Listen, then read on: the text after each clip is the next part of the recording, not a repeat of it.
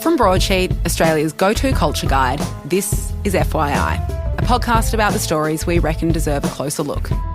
I'm Katja Vachtel. Australia punches above its weight when it comes to whiskey, but it wasn't always this way. We once made a whiskey so bad, so repugnant, it became famous for all the wrong reasons. Nick Connellan is Broadsheet's publications director, and when he heard about this notoriously bad booze, he fell down a bit of a rabbit hole. Hi, Nick. Hi, Katja. So tell me about this infamous whiskey.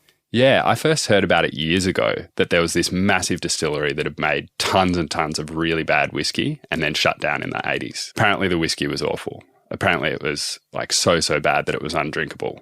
Yet these days it has an absolute cult following, like a kind of mythical status. That sounds very unpleasant, but also I really want to try some. Yeah, me too. The thing is, it's quite hard to get these days. You used to be able to just walk into a pub or a bottle shop and pick it up, but obviously not anymore. Okay, so it was pretty common, like back in the day. Yeah, it was all over Australia. But these days it's really a collector's item and you kind of have to know someone to get it, and whiskey collectors are all over it. So it's pretty hard for people like you and I to just grab it. I ended up getting sucked into it myself as well and trying to find a bottle of the whiskey. It was called Corio. Corio is in the suburb in Geelong. Yeah, that's right. For those who don't know, Geelong is Victoria's second biggest city. Well, I'm desperate to find out now if you got a bottle, so let's get into it. Let's go.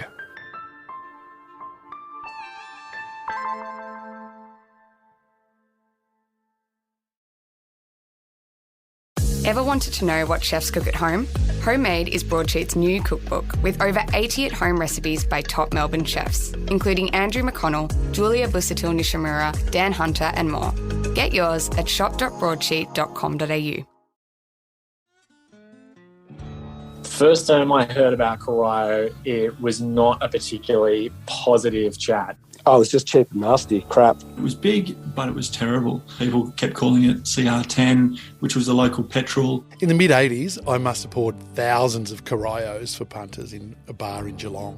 I didn't know what good whiskey tasted like at the time, so didn't judge. Rough, reference to CR10, the engine oil, the motor oil, hot, sort of cheap grog, rough and ready. That was the impression that I got. I never heard anything good about Corio whiskey. I'd heard that it was pretty hot. You really had to mix it with Coke to make it drinkable, but it was cheap. If you went to a pub, if you asked for whiskey and Coke, you'd get Corio, and you had to sort of ask for Scotch if you wanted Scotch, and that was more expensive. The reason I became a bit obsessed with it is it's the first spirit that I ever drank as a teenager and got drunk on. I bought a 375ml bottle for about $10. I was 16 years old in 1987 and I puked my guts up everywhere. So Aussies have always loved whiskey. We started distilling it in 1822 down in Tassie, and by the early 1900s we were actually the biggest consumers of Scotch or Scottish-made whiskey outside of Scotland. And we were still making heaps of whiskey here for ourselves as well. This was 90 years before today's famous distilleries like Lark, Nant and Sullivan's Cove came along. So around this time, there was this newish company in Scotland called Distillers Company Limited, or DCL, and it was formed after a big crash in the Scottish whiskey market when it kind of swooped in, bought up a bunch of cheap assets and became pretty powerful within the UK. At that stage, Australia was the biggest pretty much export market for Scotch in the world. And so when they had a look over here at what was going on, they found a couple of companies that were doing pretty well, particularly in Victoria, and decided, right, okay, we're going to have a crack at this. That's Luke McCarthy. He's the founder and editor of a website called Oz Whisky Review, and he wrote what I'd call the definitive article on Corio and its history, which, by the way, started in 1928 when DCL built the distillery. A year later, they started laying down spirit in the form of gin and whiskey and others too. They made some brandy as well. And that's really the beginning of the Corio story. In Australia, you have to age your spirit for at least 2 years to call it a whiskey, which is why they started making gin first, to get a bit of money through the doors. All right. I feel like that's something that a lot of distilleries do today, right? Yeah. Archie Rose in Sydney has done it, and I'm sure there's others.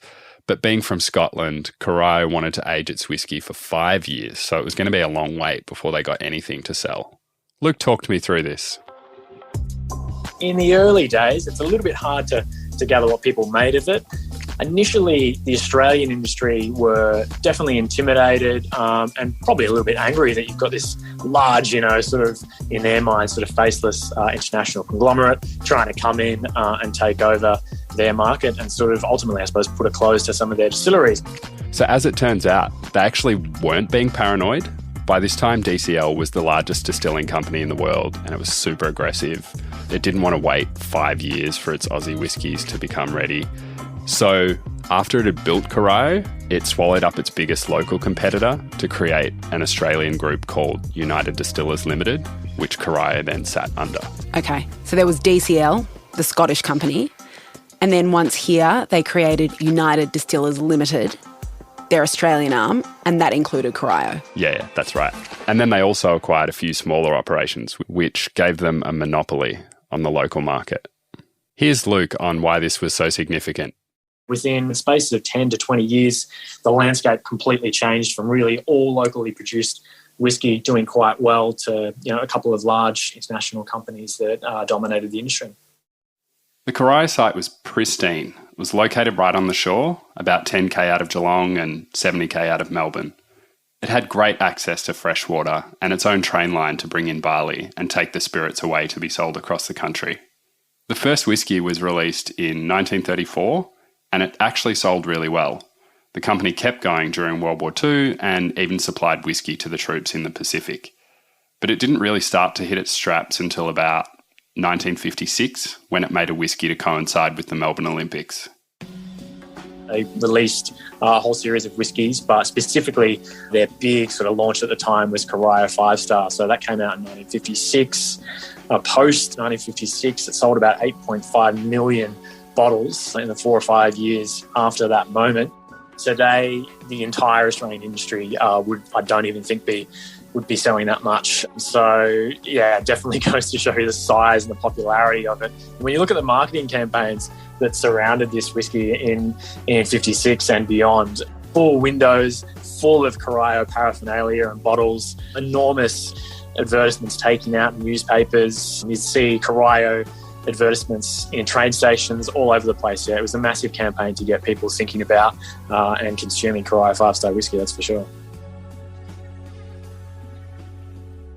8.5 million bottles. Nick, wasn't this whiskey meant to be terrible? Yeah, that's what I'd heard from anyone who'd tried it, that it was borderline undrinkable.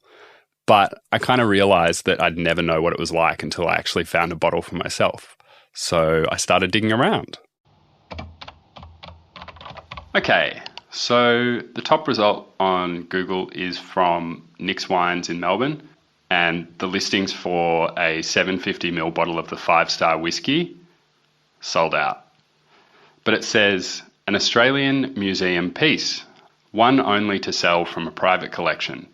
The brand marks a watershed in Australian whiskey history. Bottles of Corio whiskey are nowadays very rare and virtually unprocurable. Damn. And this one was only listed for $200. I thought it'd be heaps more than that.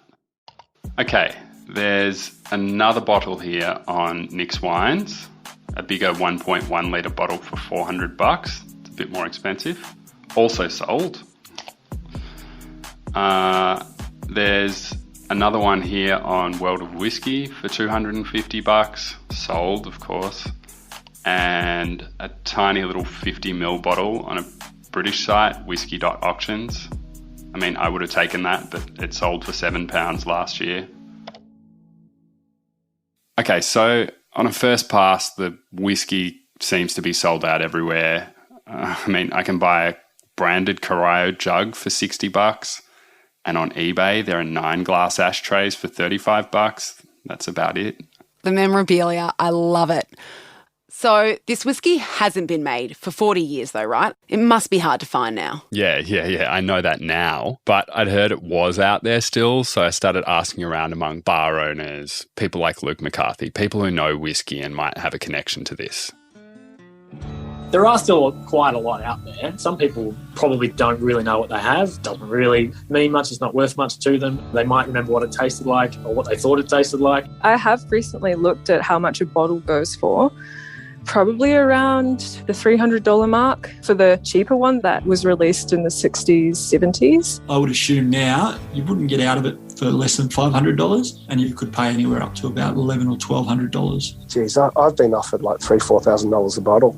It seems to pop up in the weirdest spots because there's people who have got Corio and love it, but most people you find that have got it, they're usually people who are teetotalers who bought a six-pack that's been sitting in the bottom of the cupboard for 40 years. We just stumbled in to have a little drink and we saw it up on the shelf and it had only had a few nips out of it. The woman who served us didn't even know what the price was a nip. I think she charged us like $10 a nip or something. And I said to her, "Can I buy the bottle?" And she said, no, because we don't have a takeaway license. I went back a few weeks later with some mates and it was gone. I've only got probably about 4 or 5 full-size Corio bottles that have got spirit in them. One of them actually came from the wall of a house that was being demolished in Melbourne. I don't want to give away my secrets.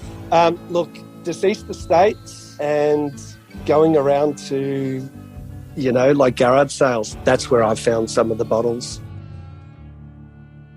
Well, Nick, I guess it's time for you to hit a few deceased estates. I was thinking about it, but the guy who goes to the deceased estates, he actually sells some of the whiskey at his bar, which seemed like an easier route.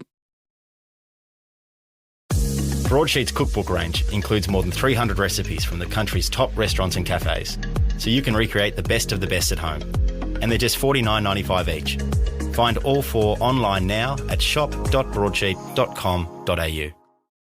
I've been a Corio tragic for 33 years. I got drunk on it back in 87 and I've just been fascinated by it ever since, and I'm just on a mission to create the biggest collection of Corio memorabilia and bottles in Australia.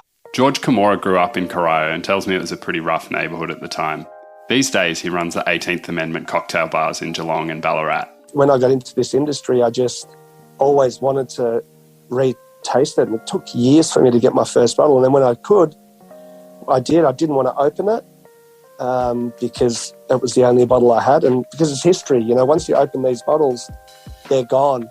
But then I ended up coming across a few. A friend of mine was a plumber and he found a case in the cellar of a lady that they had it for their daughter's wedding in Geelong in 1980s. I go, "What do you want for it?" He goes, "I'll give you one for free. Give me $150 for the next." And I was like, wow. So I was able to open one and keep one.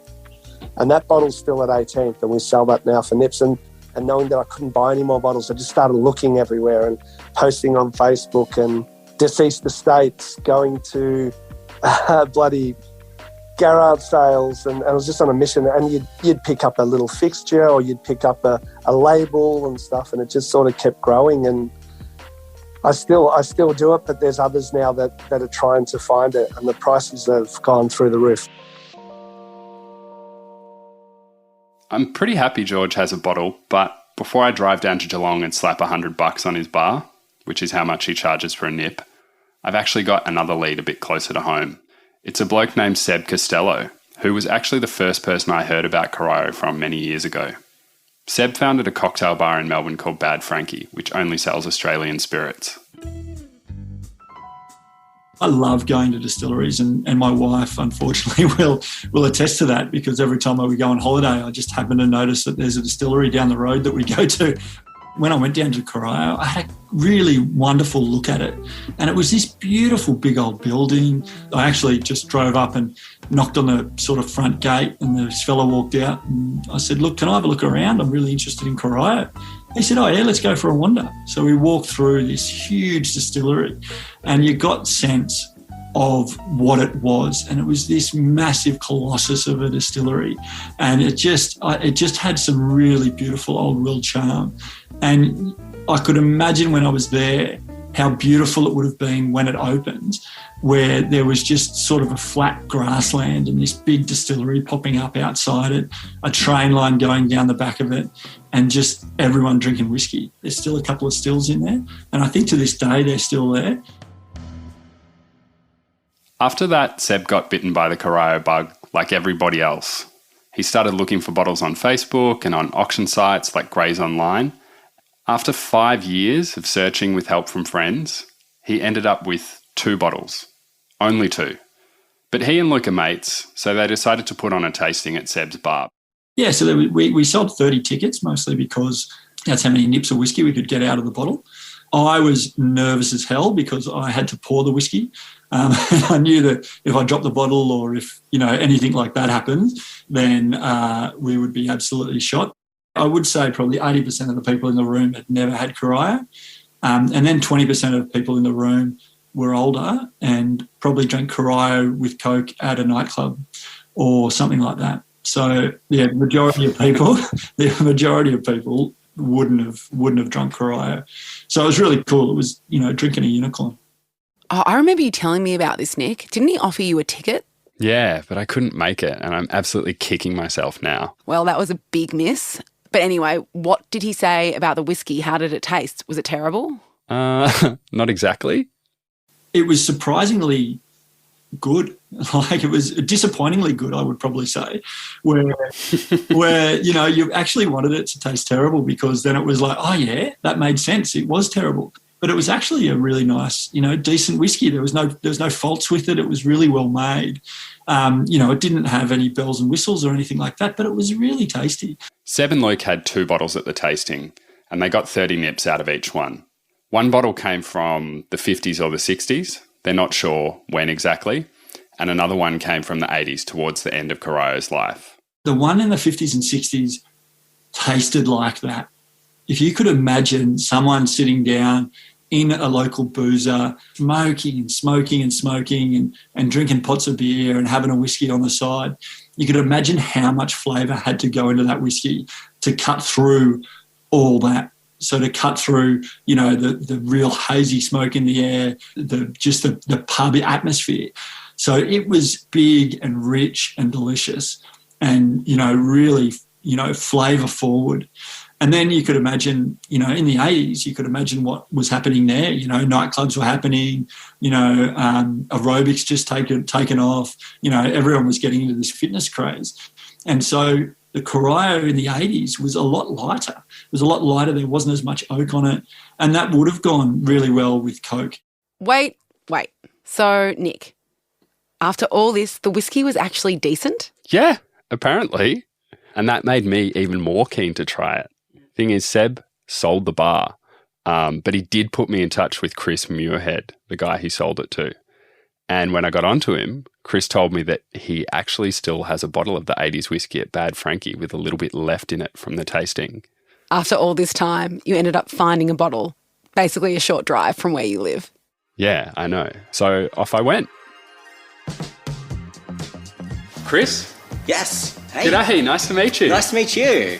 Thanks for having me. Thank you for coming, Nick. Appreciate it. Seb tells me you've got an old bottling of Caraya. We do. He had it stashed away too. Can I have a look at the bottle? Or? Yeah, please. Wow. Okay, so there's probably how much would you say is left in there? That's a healthy splash. I'm guessing around 200 ml. So this is the I understand the 70s and 80s bottling. So it's been aged for at least 5 years, and it says on it, very mellow and mature, 37.1% alcohol. Do you reckon we could try some? Or Absolutely. Let's grab our glasses.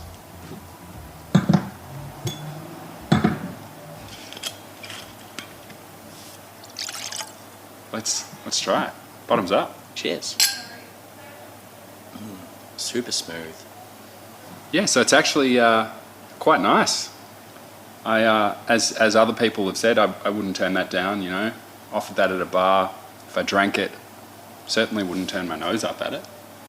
So it turns out Caraya whiskey, even the later bottling from the 80s after it had supposedly gone downhill, really wasn't too bad. I can't believe this. Like, after all that, it tastes okay. How did it get such an awful reputation then? What happened? Katja, I looked into this. There are a lot of reasons. By the time of the Melbourne Olympics, Caraya's Scottish owner, DCL, was a massive diversified company. They owned about 40 distilleries across the UK by that time, and they had moved into other things as well. They were actually making penicillin, for example. Oh, that seems like a pretty big departure for a whiskey company. Yeah, and that's not all. Right after the Olympics, they also signed a contract with a German company to market a morning sickness drug called thalidomide. Oh, no. Yeah. At the time, the drug seemed really promising, but now you know and we know that tragically it causes severe deformities in unborn children, and about 10,000 kids were affected worldwide before thalidomide was pulled from shelves. Okay. So this led to DCL paying out millions of pounds in compensation, putting a massive financial strain on the company. And it actually still pays millions into various trusts in the UK and Australia. That's really tragic. It's understandable that that would have affected Coraio's reputation. I mean, I don't know if the public would have made that link, given that they were kind of two separate companies. But around the same time that this was happening, the Australian government was also slashing tariffs on spirits produced overseas, which meant it was cheaper to bring in whiskey from overseas.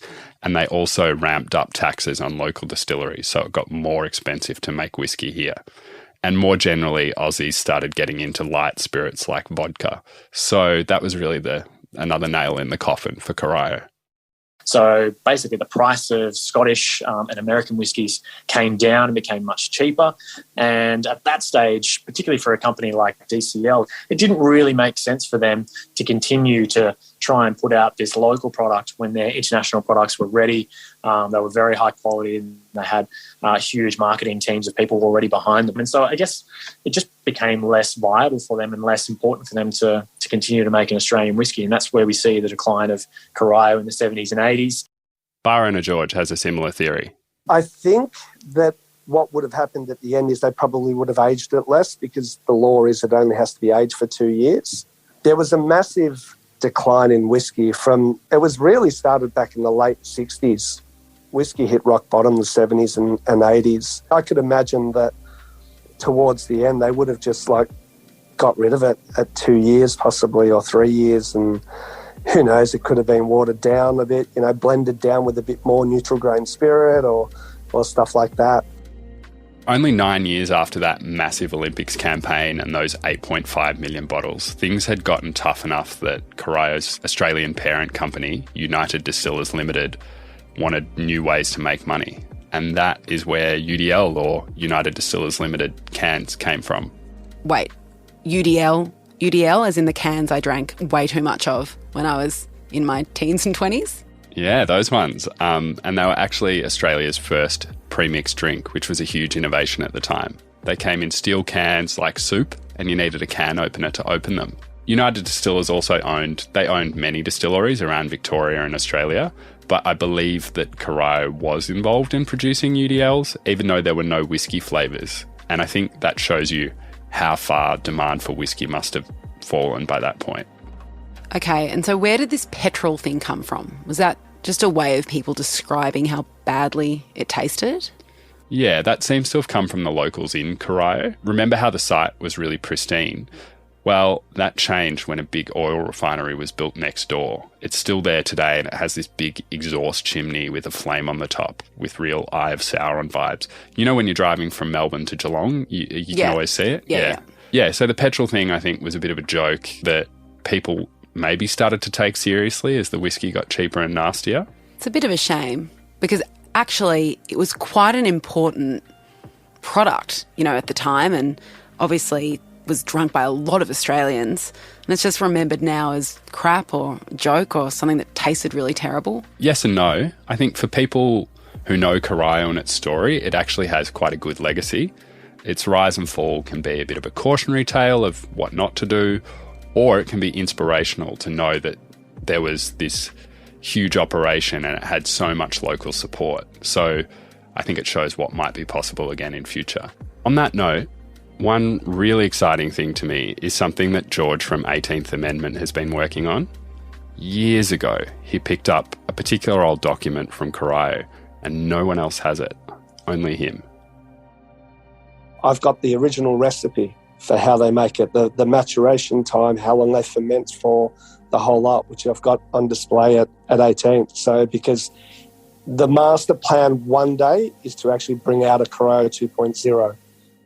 Wow, okay, so we might see Coraio back on the shelves in some form. Possibly, yeah. And hopefully one day everyone will be able to taste a bit of that history like I did.